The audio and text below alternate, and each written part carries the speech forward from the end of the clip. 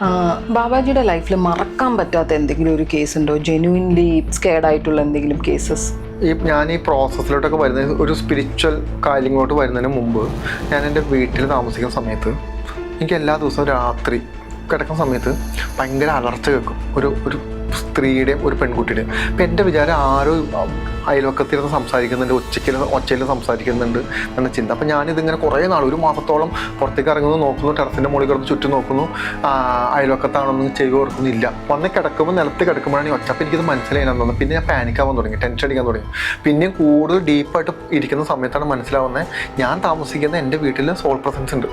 2 ആത്മാക്കൾ വന്നിരുന്ന് അവരുടെ മരണത്തിന് തൊട്ട് മുമ്പ്, മണിക്കൂറുകൾക്ക് മുമ്പ്, അവർ അമ്മയും മകളും കൂടി ഇരുന്ന് സംസാരിക്കുന്ന സംസാരമാണ് ഞാൻ കേൾക്കുന്നത്. അതിനുശേഷം അവർ മരിക്കുന്ന അവസ്ഥ, ഈ മരിക്കുന്ന സമയത്ത് തീ കൊളുത്തിട്ട് എന്താണ് അവർ മരിക്കുന്നത്. ഈ മരിക്കുന്ന സമയത്ത് അമ്മയും മകളും കരഞ്ഞ് നിലവിളിക്കുന്ന ഒരു അവസ്ഥയുണ്ട്. അപ്പോൾ ഈ ഒരു 3-3.5 മണിക്കൂറിൽ ഇവർ തമ്മിലുള്ള കോൺവെർസേഷനാണ് ഞാൻ കേട്ടുകൊണ്ടിരിക്കുന്നത്.